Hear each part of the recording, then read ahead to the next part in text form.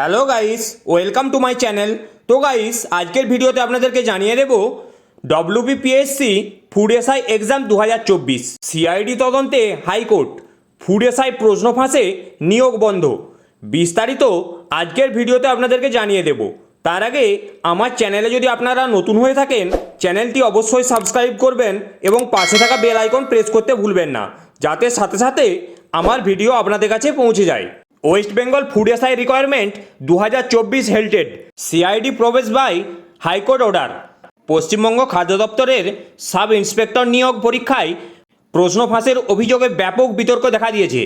এই ঘটনার পরিপ্রেক্ষিতে কলকাতা হাইকোর্ট নিয়োগ প্রক্রিয়ায় স্থগিতাদেশ দিয়েছে এবং সিআইডিকে তদন্তের নির্দেশ দিয়েছে। তার মানে কি ডব্লিউবিপিএসসি ফুড এসআই 2024 পরীক্ষা বাতিল করে দেওয়া হবে, নাকি পরবর্তী কি পদক্ষেপ নেওয়া হতে চলেছে, সমস্ত কিছু তুলে ধরা হলো আজকের প্রতিবেদনে। পাবলিক সার্ভিস কমিশন গত 16 ও 17 মার্চ খাদ্য দপ্তরের এসআই পদের নিয়োগের জন্য পরীক্ষা করে। অভিযোগ উঠেছে যে পরীক্ষা শুরুর 1 ঘন্টা আগেই প্রশ্নপত্র ফাঁস হয়ে যায়। প্রশ্নপত্র বিভিন্ন সামাজিক যোগাযোগ মাধ্যমে ছড়িয়ে পড়ে। অনেক পরীক্ষার্থী ফাঁস হওয়া প্রশ্ন জেনে পরীক্ষা দিতে গিয়েছিলেন বলে অভিযোগ। এই ঘটনার গুরুত্ব বিবেচনা করে কলকাতা হাইকোর্ট নিয়োগ প্রক্রিয়ায় স্থগিতাদেশ দিয়েছে।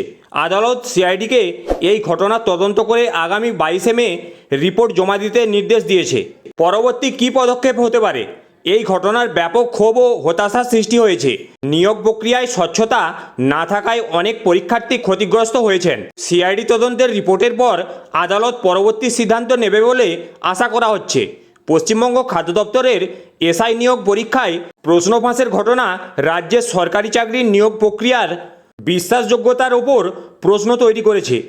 আশা করা হচ্ছে সিআইডি দ্রুত ও নিরপেক্ষ তদন্ত করে দোষীদের বিরুদ্ধে ব্যবস্থা গ্রহণ করবে এবং ভবিষ্যতে জাতীয় ঘটনা পুনরাবৃত্তি রোধে কার্যকর পদক্ষেপ নেওয়া হবে।